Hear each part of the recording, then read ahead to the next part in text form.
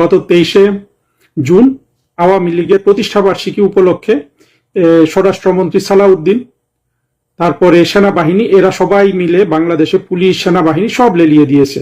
তারপরেও আওয়ামী লীগের সাহসী কর্মীরা কিছু মিছিল করেছে এবং সেই মিছিল থেকে 7 জনকে অপহরণ করেছে, যার মধ্যে 3 জন ছিল যাদের লাশ তুরাগ নদীতে পাওয়া গেছে। তুরাগ নদীতে কিন্তু এই 3 জনেরই লাশ না, অসংখ্য লাশ আমরা দেখেছি ভেসে এসেছে 2024-এ জঙ্গি উত্থানের পর। একের পর এক গণহত্যা চালাচ্ছে, নীরবে নিধন চালাচ্ছে, কিন্তু কোনো তরফে কোনো ধরনের আপনার খবর নাই। অন্তত খবরটা তো প্রকাশ হওয়ার কথা ছিল, সেটাও নাই। এটার একটা দিক আছে যে সেটা হলো এই ধরনের অত্যাচার নির্যাতন যারা করে তারা ভীরু কাপুরুষ এবং তারা আওয়ামী লীগকে ভয় পায়। তারা ভাবে যে এইভাবে নিধনযজ্ঞ চালিয়ে আওয়ামী লীগকে তারা থামিয়ে রাখতে পারবে। সেটা যদি পারতো তাহলে কিন্তু 2024-এর জঙ্গি উত্থানের পর যে ব্যাপক নিধনযজ্ঞ চলেছে তখনই কিন্তু আওয়ামী লীগ থেমে যেত।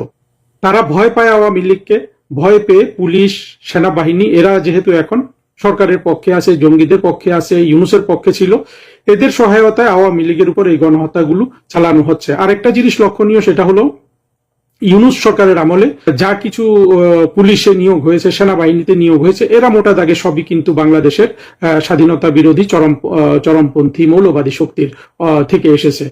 এই জিনিসগুলো ভবিষ্যতে আমাদের দেখতে হবে। কিন্তু বর্তমানে যে নিধনযজ্ঞ চালাচ্ছে এইটা আমাদের অনেক কিছু কিন্তু স্মরণ করিয়ে দেয়। আমাদের যে সবচেয়ে বেশি যেটা স্মরণ করিয়ে দেয় যে আওয়ামী লীগ সরকার, আমরা যেগুলো বারবার বলতাম সেই কাজগুলো কিন্তু কখনো করেনি। তারা শক্তিশালী কোনো মিডিয়া সৃষ্টি করেনি। তাদের পক্ষে সাংবাদিক ছিল, কিন্তু সাংবাদিকরা এতটাই দলীয় কথাবার্তায় জড়িয়ে গিয়েছিল যে সরকার পতনের পর এদের বেশিরভাগ কিন্তু আর ফিল্ডে থাকতে পারেনি। আমি অনেক আওয়ামী লীগ নেতাকে বলেছিলাম যে আপনারা কেন, আপনাদের পক্ষে সম্ভব হয় না একটা প্রথম আলোর মতো বা ডেইলি স্টারের মতো মিডিয়া সৃষ্টি করার। তারা কখনো এই কথাগুলিকে কিন্তু তারা কখনো গুরুত্ব দেননি। অথচ দেখুন, প্রথম আলো, ডেইলি স্টারের মতো মিডিয়া, এদের বিক্রি পত্রিকা আছে কি নাই আমি জানি না, কিন্তু এরা কিন্তু বাংলাদেশের জনমত গঠন করে এবং এরা যা প্রকাশ করে তাই প্রকাশিত হয়, এরা যা গোপন করে তা গোপন থাকে। যেরকম এখন আমাদের আওয়ামী লীগের কর্মীদের উপর যে ধরনের হত্যাযজ্ঞ চলছে সেটা যেমন গোপন রয়ে যাচ্ছে বিশ্বের চোখের আড়ালে। আর একটা জিনিস দেখবেন, আওয়ামী লীগ কিন্তু কোনো মানবাধিকার সংগঠন গঠন করেনি। এটা কিছুদিন আগে আমাদের সাবেক পররাষ্ট্রমন্ত্রী ডক্টর আব্দুল মোমেনও বলেছেন। এখন একটা দল বাংলাদেশের আপনার মূলধারা, তাদের যদি কোনো ধরনের তাদের পৃষ্ঠপোষকতায় এমন কোনো সংগঠন যদি গড়ে না উঠে, কোনো মিডিয়া যদি গড়ে না উঠে, বা যেগুলো গড়ে উঠে তারা যদি সরাসরি সংগঠনের মতো আচরণ করে, তাহলে তো তারা বাংলাদেশের এই বৈরী পরিবেশে টিকতে পারে না। সেই দিকে আওয়ামী লীগের যে দুর্বলতা, সেটা এই মুহূর্তে আসলে ব্যাপকভাবে আলোচনা করার কিছু নেই। ভবিষ্যতে নিশ্চিতভাবে এই দুর্বলতাগুলো কাটিয়ে ওঠা সম্ভব হবে। কিন্তু এখনো আমরা যেটা দেখছি সেটা হলো যে আওয়ামী লীগ এখনো কিন্তু প্রচারণায় এত বেশি প্রচার হচ্ছে, কিন্তু সত্যিকারের কথাগুলো কিন্তু জায়গা মতো পৌঁছচ্ছে না, বিদেশে পৌঁছচ্ছে না। এবং বাংলাদেশের মানুষের কাছে এখনো চরমপন্থী 24-এর জঙ্গি কোয়ালিশনের যে প্রচারণা, তার তুলনায় কিন্তু আওয়ামী লীগের প্রচারণা ক্ষীণ। এবং এই ব্যাপারে তাদের কোনো ধরনের দলীয় অবস্থান থেকে কোনো ধরনের স্ট্র্যাটেজিক কিছু আমরা কিন্তু দেখতে পারি না। আমরা যারা কথা বলি তারা বিচ্ছিন্নভাবে, এবং আওয়ামী লীগের কিছু লোকজন আবার তারা নিজেদের মধ্যে কলহরত, সেগুলো কিন্তু কোনো তরফ থেকে সুরাহা করা হয়নি। কলহ করে, অন্তর্কলহের মাধ্যমে ওদের কিন্তু এখন খুব একটা আর ওদের কথাও মানুষ শুনে না, বিশ্বাস করে না। আমার মনে হয় আওয়ামী লীগের এই জায়গাটার উপর এখনো গুরুত্ব সহকারে যদি তারা এগুলো বিবেচনা না করেন, হ্যাঁ এখন অবশ্যই ক্ষমতা সীমিত, এখন সামর্থ্য সীমিত, অনেকে টাকা পয়সা যারা অর্জন করেছেন তারা দলীয় ফান্ডে টাকা দিতে চাইবেন না, এগুলো সবই সত্য কথা। কিন্তু কেউ কেউ তো আছেন যে এগুলোর পক্ষে কাজ করতে এখনো রাজি আছেন জননেত্রী শেখ হাসিনার হাতকে শক্তিশালী করার জন্য। কিন্তু সেই হাতগুলো, সেই সহায়তাগুলো কার্যকরভাবে ব্যবহারের কোনো উদ্যোগ কিন্তু আমরা দেখতে পাচ্ছি না। এবং সবকিছু যেহেতু প্রধানমন্ত্রী শেখ হাসিনার উপর নির্ভর করছে, এখন উনি এককভাবে আর কত করবেন, সেজন্য আমরা কিন্তু এই সমালোচনাটা বৃদ্ধি করছি না। কিন্তু এই জিনিসটা মনে রাখতে হবে যে আওয়ামী লীগের মূল প্রাণ হলো এই তৃণমূলের কর্মীরা, যারা আজকে তুরাগে নিহত হচ্ছে, যারা মিছিল করছে, যাদের গড় বাড়ি থেকে বের করে দিচ্ছে প্রথমে আপনার জঙ্গিরা, তারপর ইউনূস বাহিনী, তারপর এখন তারেক বাহিনী। এরা কিন্তু আওয়ামী লীগের বেশিরভাগই কিন্তু কোনো ধরনের সুবিধাপ্রাপ্ত মানুষ নয়। এই মানুষগুলোর পাশে আপনার সামগ্রিকভাবে দাঁড়ানো আমাদের অত্যন্ত কর্তব্য হয়ে গেছে। এবং আওয়ামী লীগের যেসব কর্মী ফেসবুকে পোস্ট দেন তাদেরকেও বলবো যে পোস্ট এই মানুষগুলার মর্যাদাহানি করে দিবেন না। অনেকে লিখেন যে এরা আওয়ামী লীগ মানুষ নয়, আওয়ামী লীগ, এগুলো লিখবেন না। আওয়ামী লীগ বাংলাদেশের মালিক। বঙ্গবন্ধু শেখ মুজিবুর রহমান বাংলাদেশ সৃষ্টি করেছে, শেখ হাসিনা বাংলাদেশ গঠন করেছে, এবং তার কর্মীরা হলো বাংলাদেশের মূল মালিক। তারা মানুষ, তারাই সব। সময় মতো যখন এই অপশক্তি পরাজিত হবে তখন কিন্তু তাদের আমরা কঠোরভাবে কিন্তু এবার জবাব দিব। এবং আমি আওয়ামী লীগের মধ্যে এই দৃঢ়তা দেখতে পাচ্ছি সবার মধ্যে, যে এবার একটা জবাব কিন্তু দিতে হবে, এবং সেই জবাব দেওয়ার দিনটা আর বেশি দূরে নয়। কিন্তু তার চেয়েও বড় কথা হলো আমাদের পক্ষে এখন যে কাজগুলো করা দরকার, আমাদের কোনো সেই ধরনের দক্ষ মানবাধিকার সংগঠন নাই, আমাদের মিডিয়া নাই, আমাদের কিছু নাই, কিন্তু এই মৃত্যুগুলো যা হয়ে যাচ্ছে, যে ধরনের অত্যাচার ধ্বংসযজ্ঞ হচ্ছে, সবগুলো আপনারা ডকুমেন্ট করে রাখুন। আমরা কিন্তু তুলনা করব। তুলনাটা কিরকম দেখুন, আওয়ামী লীগ সরকারের সময় নারায়ণগঞ্জে 7 মার্ডার হয়েছিল। সেই 7 মার্ডারের পর কিন্তু আওয়ামী লীগ সরকার সেটা বিচার করেছে। সেখানে আপনি চিন্তা করেন, আমাদের আওয়ামী লীগ নেতা মোফাজ্জল হোসেন চৌধুরী মায়ার মতো মানুষের মেয়ের জামাই কিন্তু আপনার সরকার গ্রেপ্তার করেছে, বিচার করেছে। এবং 7 মার্ডার তো ডেলি হয়নি বাংলাদেশে, তাই না? তারপরে আরেকটা মার্ডার ছিল বিশ্বজিতের মার্ডার তো ডেলি হয়নি। এই বিশ্বজিতের মার্ডারে কিন্তু আওয়ামী লীগ জড়িতদের বিচার করেছে, শাস্তির আওতায় এনেছে। এবং আমি মনে করি যে এই বিচারগুলো আওয়ামী লীগ শুধু এক্সাম্পলারি করে নাই, তারা এটাকে এত বৃহৎ পরিসরে করেছিল যে অনেক লোকজনকে কিন্তু ফাঁসির আদেশ দেওয়া হয়েছিল।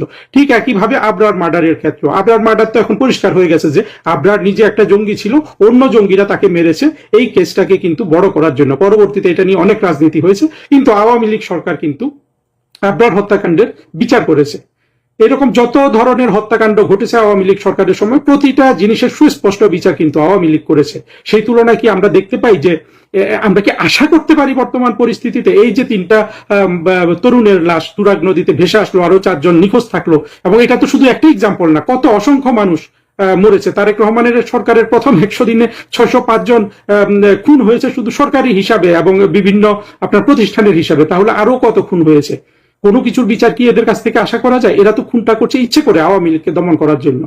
অথচ আওয়ামী লীগ কিন্তু প্রতিটা খুনের যা কিছু ঘটেছে তাদের সময়ে সবকিছুর কিন্তু বিচার করেছে। আপনারা লক্ষ্য করবেন যে বঙ্গবন্ধুর হত্যাকাণ্ড, 21শে আগস্টের গ্রেনেড হামলা, এবং 2001 সালে বিএনপি ক্ষমতায় আসার পর সংখ্যালঘুদের উপর নির্যাতন এবং আওয়ামী লীগের কর্মীদের উপর নির্যাতন, এগুলো হলো বাংলাদেশের সবচেয়ে বড় বড় আপনার মানুষ নির্যাতন, জনগণ নির্যাতন, হত্যাকাণ্ড, মানবাধিকার লঙ্ঘন। এছাড়া 2024-এর আগে যা কিছু আওয়ামী লীগ করেছে তার সবগুলা তুলনা করলেও আমি জিনিসটা বারবার বলি, আওয়ামী লীগ যত মানবাধিকার লঙ্ঘন করেছে সবগুলো যদি এক পাল্লাতে মাপেন, আর যদি আপনি শুধু 1975 সালের 15ই আগস্টের মানবাধিকার লঙ্ঘন এবং 2004 সালের 21শে আগস্টের মানবাধিকার লঙ্ঘন এক পাল্লায় দেন, ওইটার মানবাধিকার লঙ্ঘন অনেক ভারী হবে আওয়ামী লীগের আপনার টোটাল শাসনকালের, বঙ্গবন্ধু থেকে শুরু করে শেখ হাসিনা সব শাসনকাল যদি আমরা ধরে নেই। কিন্তু বাংলাদেশ আওয়ামী লীগ কার্যকরভাবে জিনিসগুলা আগেও প্রচার করতে পারেনি, আর এখন তো নানান ধরনের সীমাবদ্ধতা সম্পর্কেও কিছু কিছু প্রচার হচ্ছে, কিন্তু এই জিনিসগুলো সঠিকভাবে সারা বিশ্বে আমরা তুলে ধরতে পারছি না। কিন্তু আমি বলবো যে প্লিজ আপনারা যারা এগুলোর দায়িত্বে আছেন ডকুমেন্টেশনটা অন্তত ঠিক করে রাখুন।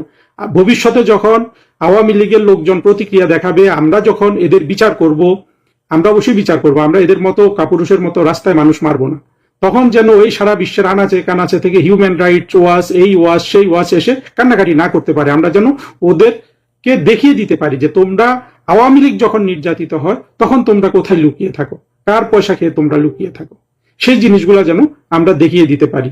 এই জন্য ডকুমেন্টেশনটা ভালো হওয়া দরকার, এবং ভবিষ্যতে বাংলাদেশে আমাদের যেন শক্ত মানবাধিকার সংগঠন থাকে, আমাদের যেন শক্ত মিডিয়া থাকে, সেই দিকটা আমাদের যথেষ্ট কাজ করতে হবে।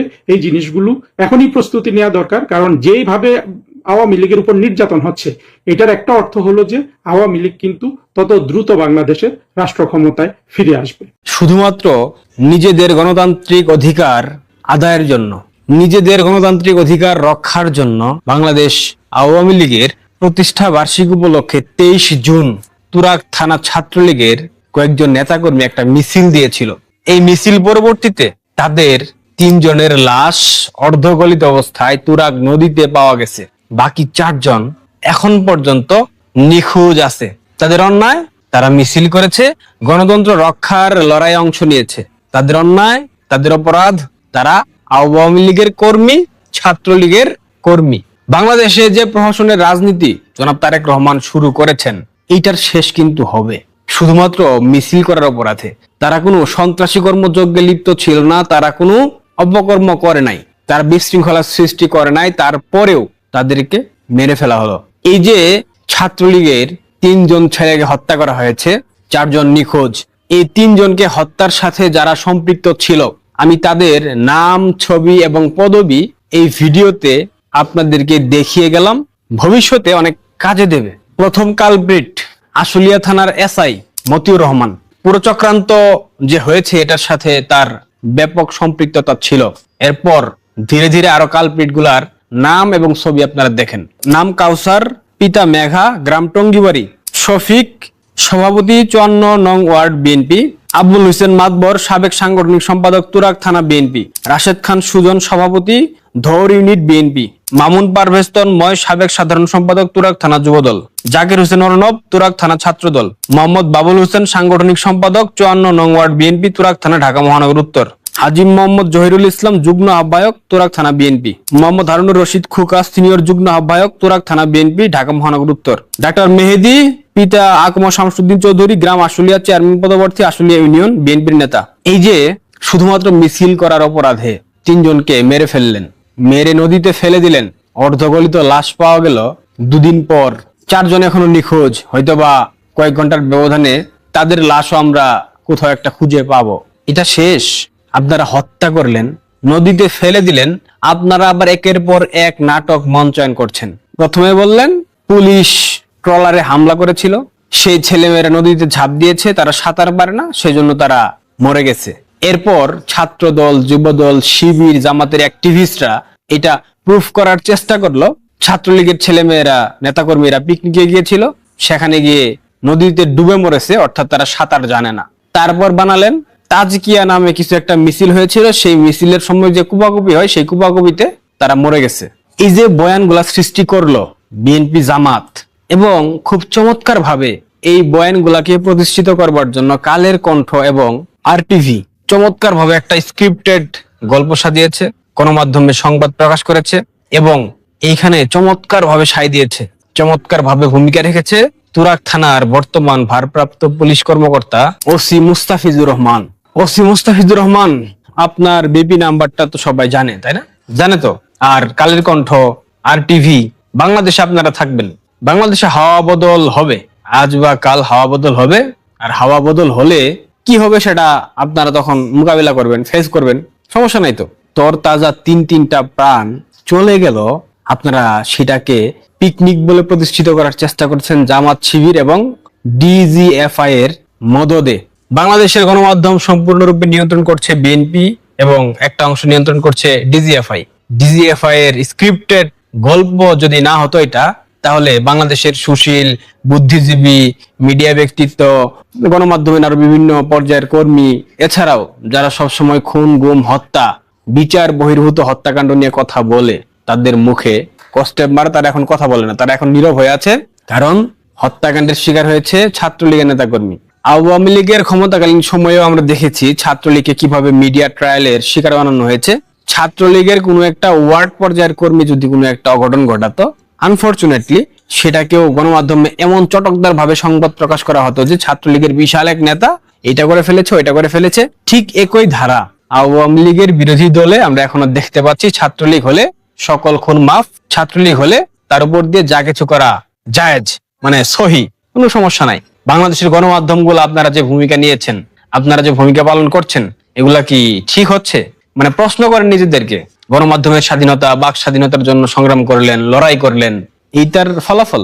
বাংলাদেশ কিন্তু ষড়ঋতুর দেশ, এদেশে হাওয়া বদল হতে বেশি সময় লাগে না। একটা সময় যেই বিএনপির নেতাকর্মীরা আজ ছাত্রলীগের ছেলে মেয়েদেরকে হত্যা করে নদীতে ফেলে দিল এবং সেটাকে পিকনিক হিসেবে চালিয়ে দেওয়ার চেষ্টা করছে, ভবিষ্যতে ছাত্রলীগ যদি তুরাগ নদীতে ছাত্র দলের উপর পিকনিক চালিয়ে দেয়, গল্প মঞ্চায়ন করে, তখন কি বলবেন?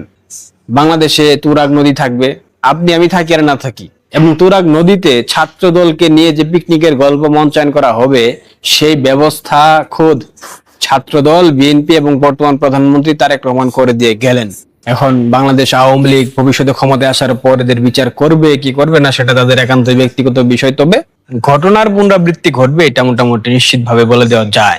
আর আওয়ামী লীগ, ছাত্রলীগ, যুবলীগ, স্বেচ্ছাসেবক লীগ যারা মিছিল মিটিং করছেন, তারা দয়া করে 10, 15, 20, 25 জন নিয়ে মিছিল করবেন না, অন্তত পক্ষে 100 জন নিয়ে মিছিল করেন।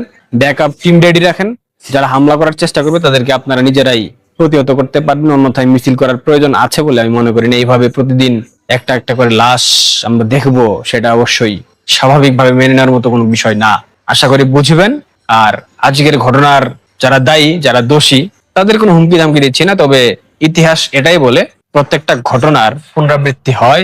ইতিহাস কখনো কাউকে দায়ী করে রাখে না, দায় মুক্তি দিয়ে দেয়। সুতরাং যা করেছেন এটার পুনরাবৃত্তি একদিন একদিন ঘটবে বাংলাদেশ, কেউ থামাতে পারবে না। কোনো হুমকি ধামকি দিচ্ছি না, এটা বাস্তবতা।